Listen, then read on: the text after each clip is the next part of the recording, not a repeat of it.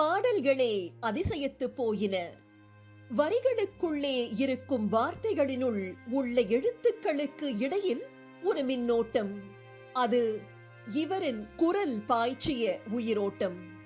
ஆம், எஸ் ஜானகி அம்மாவின் குரல் நம்மோடு பேசியது. குழந்தைகளுக்கான குரலில் பாடுவது கடினமில்லைதான். ஆனால் அந்த குழந்தைத்தனமான உணர்வுகள் அவ்வளவு சுலபமில்லை. குழந்தைகளுக்கு பாடும் பொழுது குரலை தாண்டிய மழலையின் வாசத்தை அச்சு பிசகாமல் அள்ளி கொடுத்தவர் எஸ் ஜானகி அம்மா அவர்கள். இவரின் குரல் இனிமைதான், இலக்கணம் முழுமைதான், உச்சரிப்பு நிகரற்றதுதான்.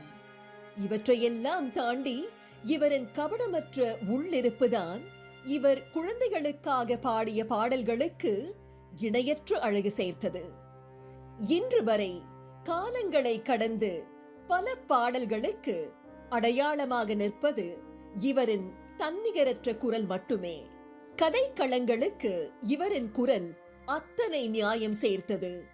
இன்னும் சொல்ல போனால் இவரின் குயில் குரலை அகற்றி அந்த படங்களை நினைவு கூற முடியாது. பாவத்தின் அரசி, உணர்வுகளின் வரைவுகளில் ஆட்சி செலுத்தியவர். 48,000த்திற்கும் மேலான பாடல்கள், 60 ஆண்டு கால திரைத்துறை பயணம், பல்வேறு மொழிகள் என்று உலகையே தன் குரலால் கட்டி போட்ட எஸ் ஜானகி அம்மா அவர்களுக்கு எங்கள் சிரம் தாழ்ந்த வணக்கங்கள். The Nightingale of South India. Every song of hers has carved a niche for itself.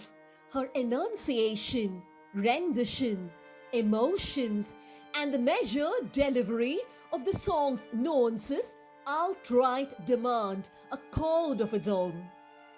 We salute the irreplaceable, the unrivaled, and the unparalleled voice of South India, Isai-Kuyil Yes Janaki Amma avargal.